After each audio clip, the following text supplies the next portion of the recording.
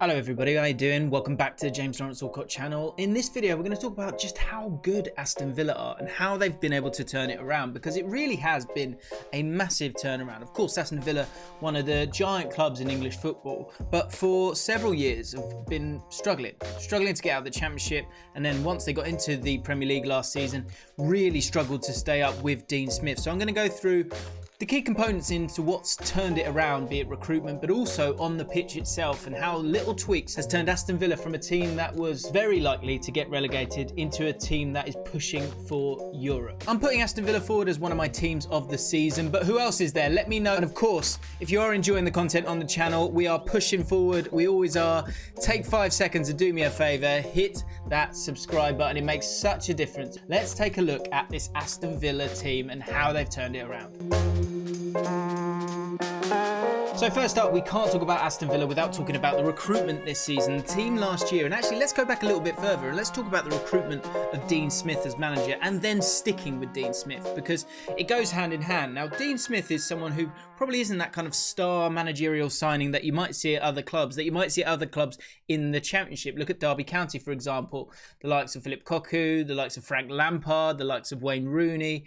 Aston Villa could have gone down that road and looked to get the high-profile name, and they had tried to do that with maybe the likes of Roberto Di Matteo, but more so Steve Bruce, who did an okay job, but bought a lot of ageing players and stagnated the team. Dean Smith had earned his stripes. He'd been at Walsall, done brilliant work there, played great football there, and made the move to Brentford, and then did a great job there. And I think most managers that go to Brentford learn that how a team should be built, how transfer policy should take place. And he utilised both that, but also his own instincts on players by bringing players that he'd managed at Walsall into the Brentford team. And then when he went to Aston Villa to go and take that job, a job that he didn't really need to take at the moment in time because Brentford were doing well themselves at the time, he went and took that job, and initially he wasn't able to make those moves that he wanted to. But this summer, he was able to do it. The likes of Matty Cash, in terms of a Football League player that they know is good enough, they trust is good enough to play in the Premier League. Ollie Watkins, of course, as well, who he knew from his time at Brentford as well. I think what he has done, what you're seeing a lot now, is that understanding of the brilliance of the Football League and the quality of players that are there, that are thriving to go up. That mix between those kind of players, but also having players that are being brought in for a purpose. Ross Barkley come in with that bit of hunger to prove people wrong, but also a very clear understanding of what he needs to do to get this team ticking and moving up the league and playing Dean Smith football. And then it's down to Dean Smith to implement these players into the starting lineup, which he's done brilliantly.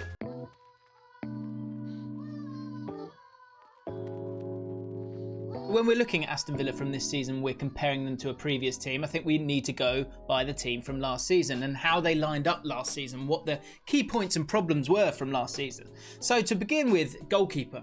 Tom Heaton came in, got injured around January, I think it was, last season, and you lost your number one and the qualities that he brought. In midfield, they lacked a lot of creativity, as they often looked for McGinn to be the kind of most progressive midfielder, but he isn't really that kind of player, as we've seen. Actually, the best way that you play him is that shuttler, that box-to-box midfielder. Last season, key passes per 90, 1.43. It wasn't enough, and there was too much pressure on him. And then, of course, he goes and gets himself injured as well. Alongside him, you had Douglas Luiz, who's continued in the exact same role, but Hourihane as well, who is a cracking player, but didn't fit this system. He didn't bring balance to a team that had McGinn and David Luiz. You needed someone with a bit more ability dribbling with the ball to take some pressure off Jack Grealish, who was dispossessed 2.17 times per 90, which was a bit of a worrying statistic for Aston Villa last season. But the reason for that was because there was such a reliance on getting the ball to him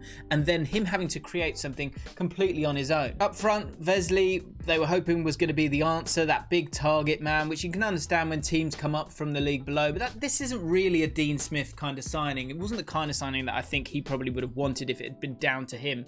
And that showed because he wasn't able to kind of run into the spaces. Again, another one actually who got injured last season. And so all all these are big factors for Aston Villa, but even when they were playing, the quality wasn't there. His pass receiving percentage was 50% last season. And what that highlights is that he had that lack of mobility, that lack of ability to sort of stretch the team. And generally, it's a lot easier to press a team when you're not worried about them going in behind. And with a progressive dribbler like Jack Grealish and a striker that wasn't going to work the channels like Wesley, they found themselves squishing up the play, not creating space, and it being a lot easier to defend against. Now, if we look at this season, the additions that have been made, the amount of minutes that those guys have played, which allows for a little bit of luck. You know, some of these players have come in and been able to stay in here, and it hasn't had the same injury problems of last season. But the tactical changes that Dean Smith has implemented in this team have been a massive revelation from last year, where they really were hanging on and hoping for Grealish to do something. Because the great recruitment means more options going forward and just smarter movement all around the pitch. So if we look at those key points again, Emi Martinez came in. He's had a great season, hasn't he, as a shot stopper? Everyone knows this. And it's the fact that he's just such a calming influence. Here's a great stat on him. Martinez has only made one punch this season. And that seems like a bit of a silly stat, but I think you're seeing this more and more. The goalkeepers that come and dominate and catch the ball, it relieves pressure. It has a ripple effect to the defence and therefore in front of it. And that's been a massive part to play for Aston Villa this season. Emi Martinez has been absolutely superb. One of the signings of the season, in my opinion. And again, like I say, it's almost a state of mind as well as not making mistakes. And generally, he's been brilliant. And that's led to the defence defending a lot better this season. As we previously discussed, the presence behind them has vastly improved the defensive output of the team. Last season, Villa conceded 1.76 goals per game. 1.76 goals per game. This season, they're only conceding 1.1. What that highlights to me that it's not just the odd game here and there where they're, conceding less goals and therefore getting some of the victories. It's happening consistently, and that comes down to that great centre-back partnership of Mings and Konsa. Big one for me, the back five. I think you've got 9 players in this Aston Villa team that have played over 80% of the minutes this season. These are all elements of luck that are crucial. But to have that back four set in stone every single week allows for a consistency, a chemistry, an understanding, and it's led to clean sheets. In midfield, though, I think that's where you've seen the biggest change. Conor Hourihane, as I said, has gone to Swansea and is doing bits over there. But in that midfield three, to allow John McGinn to be that box-to-box midfielder, use his greatest strength, which is that energy, to close down teams, to fill in spaces. Douglas Luiz has got better and better with his passing. We looked at some of the top performers in another video I did recently, and he was the top performer for Aston Villa in terms of his passing, long range, mid-range, short range. He's been fantastic for them as well. But Ross Barkley doesn't get spoken about enough, the impact of someone like Ross Barkley, because what it does is, like I say, it allows John McGinn to play the best role that he can play and wants to play. But for Ross Barkley himself, it's about threats. And for Aston Villa, they had one threat last season, and it was Jack Grealish. This season, to have Ross Barkley as that attacking midfielder and his excellent long-range shooting ability, I think, is actually something that it puts into defenders' minds, and it makes you think about, are you closing them down? And that can then create space for other players. Playing those pockets of space, great physical player as well, good energy, can beat a man, strong on the ball as well. And he's second in the Villa squad for shots per 90, 2.92 per game.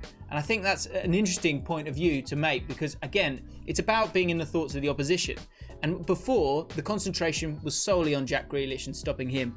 This season, you're worried about Barkley, you're worried about Matty Cash on that right-hand side, who's been brilliant getting up and down, something they didn't really have last season, maybe with El Mohammadi. And then up front, of course, we need to talk about Ollie Watkins. Don't worry, we're going to talk about Jack Grealish in just a second. But the difference between Watkins and Wesley is huge. And like I said, look, that pass received percentage that we're talking about with Wesley was 50%. Ollie Watkins, it's 49%. Now, obviously, that generally means that he's worse in terms of him getting the ball. The difference is that Watkins is spinning into areas and getting the ball in far more difficult areas than Wesley, who was playing with his back to goal and supposedly being a target man. So for me, for it to be that close highlights his ability to retain the ball a lot better than Wesley. I love the way that he's able to create chances for himself, which is something, again, Wesley wasn't able to do for Aston Villa last season. His dribble success rate is 69.2% this season, which is excellent for a player who's playing as a central forward up top. He's just offered so many more angles and the creation of space, and it's a big thing. Like I said, centre-backs, the whole back line, if all you've got to think about is what's in front of you, that's an easy life to live. When you're worried about people going in behind, or if you're a full-back, Watkins working into those different areas, that is a problem. And the final thing you've got to say about Ollie Watkins is, as much as his goal scoring has been great and his finishing has been great, and he can even get better, 4 progressive carries per 90 this season. For Vesely last year, 1.72. A huge change.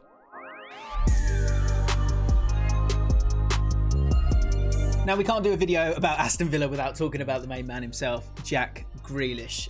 What a season he's had. Last year had a real struggle from January onwards, apart from the last few games of the season, that last game of the season where he took the game by the scruff of the neck. He really is your modern day leader, in my opinion.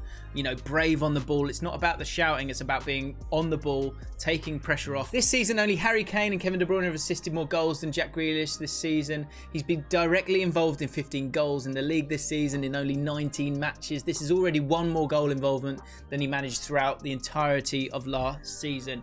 And the point here is that I think of people going, oh, you're getting the output now, you're getting the output now. A big part of that is down to him, which I will explain, but a big part of that is all of the components around him as well. He's in a far better team this year, so those assists do go through the roof because you've got a team that's able to move up the pitch. Let's take a look at the heat map of Jack Grealish from last season, 2019-2020. I think the big thing to say here is you can see that he was receiving the ball in the middle third often. There was a lack of presence in the final third, and I think this is shown by his expected goals and expected assists together, which is 0.37 last season. Because he was picking up the ball in deep positions, it was a lot easier for the opposition to close him down, to neutralise him, or at least keep him away from that penalty box. If we look at the heat map then from this season, it's it's very, very different. And in particular, have a look at that 18-yard box next to the byline. Grealish is picking up the ball close to the near post. He's more frequently, one of the main reasons for his assists is because he's being able to get the ball in that final third, and that's shown by his XG plus XA per 90, which is nearly doubled to 0.6 this season. His attacking output has massively improved. A big reason for that, I believe, though, are the components around him. The ability for him to stay higher up the pitch, the ability for Watkins to stretch the game, and the ability for Watkins to almost stretch the game in that middle area as well. You've got Traore getting involved as well, who I haven't even mentioned in this video, who's been brilliant as the weeks have progressed, as he's got used to being ready to play in the Premier League. He's been brilliant as well. But the main man is, of course, Jack Grealish. 66 carries into the penalty area. The second most in terms of carries into the box is Rashford with 38. You know, for a player outside the top 6 to be leading in those metrics is insane. He's also top in the following metrics: total shot creating actions per 90, the most progressive carries into the final third, fouls drawn. A lot of people call him a bit of a tart, but he's not a tart at all. The fact that he's winning all these fouls just highlights that he progresses the ball, that people aren't able to get the ball off him, and the fact that he's just high quality. And that, as an asset for any team, to be able to win set pieces in key areas in the pitch, high up the pitch, is absolutely huge. That tart that we're talking about has actually won 42.6% of his aerial duels this season, which is extremely high from a winger, which again just highlights the different facets that he brings. The fact that he's done it for a team in the Championship, dragged them up. He's done it for a team that's been pretty woeful in the Premier League, and now finally he's flourishing with great players around him.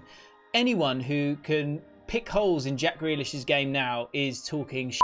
I'm going to be honest with you, because this guy's done it in every different scenario, and let's see what he can do with England with even better players, because that, as a neutral, is so exciting. And Aston Villa fans, you've got a leader there, and you've got a loyal one as well. For him to sign a 5-year contract is huge, but something he didn't need to do, but he has done, and so the future's bright for Aston Villa.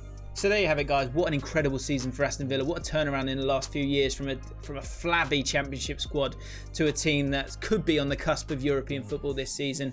Let me know who you would have as your player of the season for Aston Villa if you couldn't pick Jack Grealish. Let me know in the comments below. If you've enjoyed this video, then please do me a favour. Consider subscribing to the channel for more content. If you don't want to, that's fine. But if you enjoy it, if you've watched more than one, then please do hit that subscribe button. Hit the notification bell as well. And of course, hit the like button as well, especially if you're an Aston Villa fan. No excuses. What other team should I have a look at? Let me know in the comments below, and I'll see you next time.